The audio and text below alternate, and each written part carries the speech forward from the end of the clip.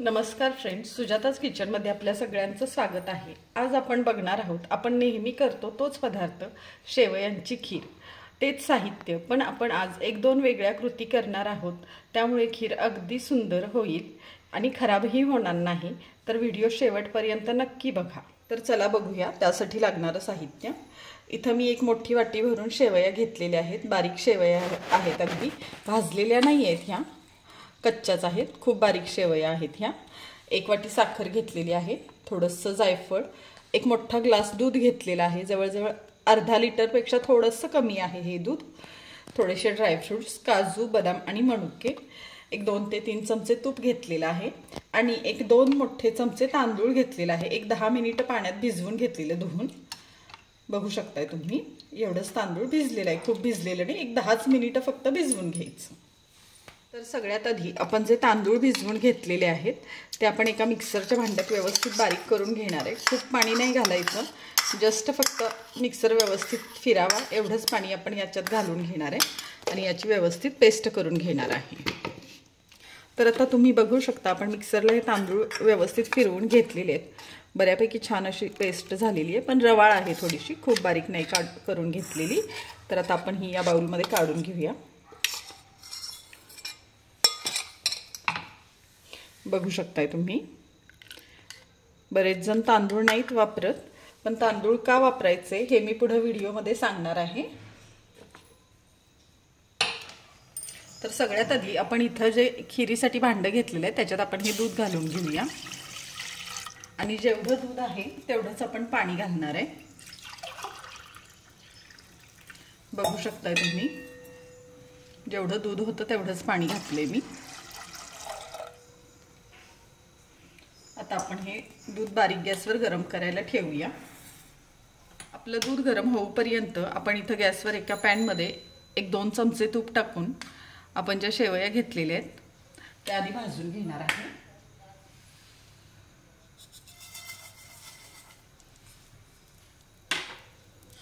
शेवया आपण बारीक गॅसवर व्यवस्थित भाजून घेणार आहे। ह्या शेवया पटकन भाजल्या जातात, त्यामुळे कंटिन्यू हलवत शेवया आपण भाजून घेणार आहे, नाहीतर लगेच करपतात। 1-2 मिनिट लागतील आपल्याला, एवढा पण नाही लागायचं वेळ। आपण आता ह्या थोड्याशा सोनेरी रंगावर शेवया भाजून घेऊया। आता तुम्ही बघू शकता, आपल्या शेवया बऱ्यापैकी भाजत आलेल्या आहेत, बऱ्यापैकी थोड्याशा सोनेरी झालेल्या आहेत। आता आपण इथं जे तांदूळ बारीक करून घेतलेले आहेत त्यात आपण पॅनमध्ये टाकणार आहे आणि व्यवस्थित शेवयांबरोबर भाजून घेणार आहे।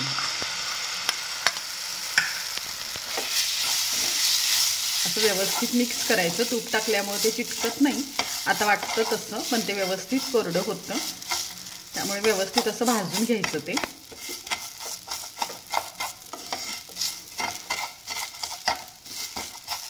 असं आपण व्यवस्थित हे भाजून घेऊया मिक्स करून शेवयांबरोबर एकसारखं। बघू शकताय तुम्ही, बऱ्यापैकी आता ते सुट्ट होतंय भाजल्यावर आणि तुपात एकसारखं भाजल्यामुळे वास पण त्याचा छान येतोय, असा खमंग। पण व्यवस्थित हे मोकळे होईपर्यंत भाजून घेऊया फोडून असं। वाटलं तर थोडंसं तूप टाकायचं, लागत नसेल तर नाही टाकलं तरी चालतं, पण थोडंसं टाकलं तरीही चालेल, लागत असेल तर। मी थोडंसं टाकून घेते, 1 चमचाभर। आता आपण हे भाजून घेऊया 1 मिनिटभर व्यवस्थित परतून।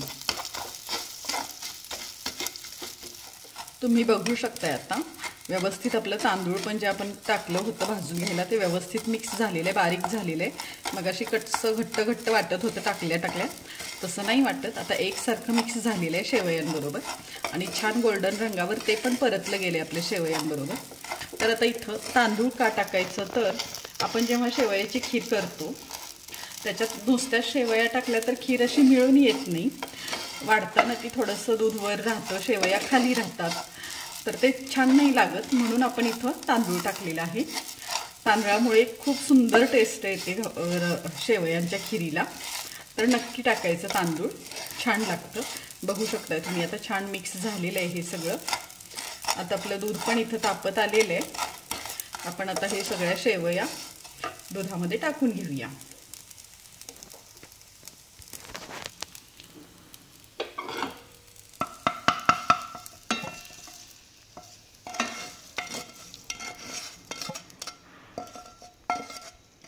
आणि व्यवस्थित पुन्हा एकदा मिक्स करून घेऊया. पूर्ण दुधाला उकळी आल्यावर नाही टाकायचं, दूध थोडंसं गरम झालं की टाकायचं. आता छान हे बारीक गॅसवर आपण हे शिजवून घेऊया मिक्स करत करत. तर आता बघा, आपण जी शेवयाची खीर करतोय त्याच्यात मेन म्हणजे बऱ्याच जणींना हा अनुभव आला असेल, शेवयाची खीर करताना शेवयाची खीर उकळली की थोडीशी अशी फुटल्यासारखी होते तर साखर टाकल्यावर. तर ती तशी होऊ नये म्हणून आपण आता इथं आपण साखर थोडीशी वेगळ्या पद्धतीने टाकणार आहोत खिरीमध्ये. आपण जी 1 वाटी साखर घेतलेली आहे या पॅनमध्ये टाकते मी. गॅस थोडासा मोठा करते आणि आपण ही साखर असं कंटिन्यू हलवत साखरेचं कॅरेमल तयार करून घेणार आहे आपण. त्याच्यासाठी फार वेळ नाही लागत, 1-5 मिनिटात साखर पूर्ण वितळते. तुम्ही बघू शकता पुन्हा व्हिडिओमध्ये पुढे, खूप छान होते. तर आपण ही साखर खिरीमध्ये अशा प्रकारे टाकणार आहोत. त्यामुळे आपली खीर अजिबात फुटत नाही, जास्त दिवस राहिली फ्रीजमध्ये तरी काही होत नाही. आणि अशी साखर खिरीत टाकल्यामुळे खिरीला एक खूप सुंदर टेस्ट येते.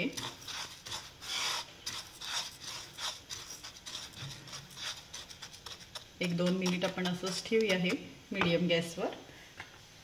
तर आता 1-2 मिनिटानंतर बघू शकता तुम्ही आपली साखर छान वितळते, कॅरेमल व्हायला तयार झाले. आपण पाणी वगैरे काहीच घातलेलं नाही आहे, पॅनमध्ये नुसतीच आपण साखर टाकलेली आहे.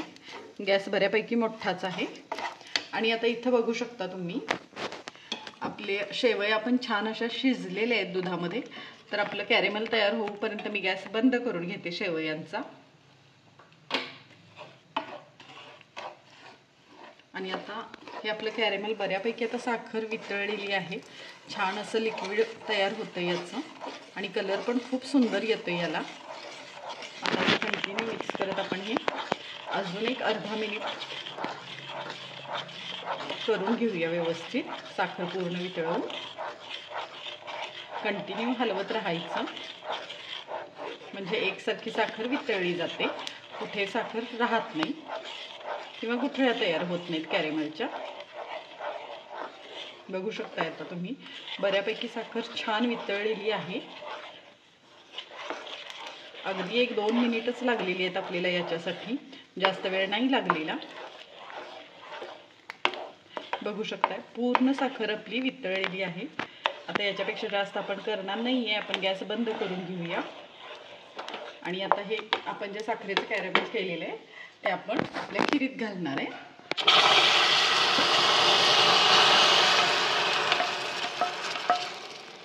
आणि आता आपण ही खीर छान मिक्स करून घेऊया.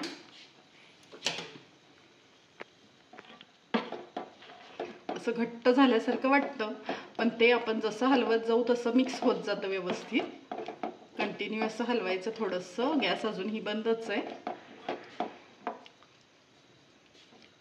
मिक्स करून घ्यायचं व्यवस्थित, म्हणजे सगळं सुट्ट होतं, ते छान मिक्स होतं, एक जीव होतं सगळं. आता कॅरेमल टाकल्यावर खिरीला कलर तुम्ही बघू शकत असाल किती सुंदर आलेले आहे. कोणताही आपण फूड कलर वगैरे वापरलेला नाही आहे, अगदी छान बदामी कलर आलेला आहे खिरीला. आपण असंच आता हे 2 मिनिट हलवून व्यवस्थित कॅरेमल मिक्स करून घेऊया. आता आपण खिरीचा आपला गॅस चालू केलेला आहे, बारीक गॅस आहे. तुम्ही बघू शकता आपलं कॅरेमल साखरेचं व्यवस्थित खिरीमध्ये विरघळलेलं आहे. आपली खीर पण छान अशी दाटसर झालेली आहे. बघू शकताय तुम्ही, कलर तर कॅरेमलमुळं खूपच सुंदर आलेलं आहे खिरीला. बघू शकताय तुम्ही. आपण आता 1-2 मिनिटं ही खीर अशी शिजवून घेऊया. थोडंसं अधूनमधून हलवायचं. आपण ही 2 मिनिटं खीर शिजवून घेऊया. आपली खीर एका बाजूला गॅसवर शिजते आहे, तो पण आपले ड्रायफ्रूट्स आपण भाजून घेऊया. 1-2 चमचे तूप मी टाकलेलं आहे पॅनमध्ये.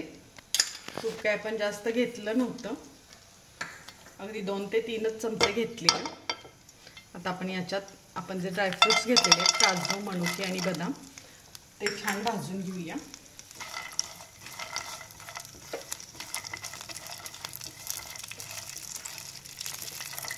ड्रायफ्रूट्स असे भाजून घेतले की खिरीला टेस्ट खूप सुंदर येते आणि खीर खराब पण होत नाही, मनुके असे व्यवस्थित भाजून घेतले की. आता तुम्ही थोड्या वेळाने बघालच मनुके किती छान भाजले जातात तुपावर. त्यामुळे खीर अजिबात फुटत नाही किंवा खराब होत नाही। बघू शकताय तुम्ही आता तुपावर 1 मिनिटभर परतल्यावर ड्रायफ्रूट्स किती छान फुललेत। आपले मनुके तुम्ही बघू शकताय छान फुललेले आहेत। त्यामुळे असे मनुके भाजून घेतल्यामुळे खीर छान होते, फुटत नाही। त्यामुळे नक्की असे ड्रायफ्रूट्स टाकताना असेच टाकायचे, मनुके डायरेक्ट खीरीत टाकायचे नाही। तर आपण आता आपल्या खीरीत ड्रायफ्रूट्स टाकलेले आहेत सगळे। आता व्यवस्थित हे सगळं अजून एकदा मिक्स करून घेऊया। आणि आता लास्ट राहिलेलं आहे आपलं जायफळ, ते आपण खिसून घेऊया खिरीवर।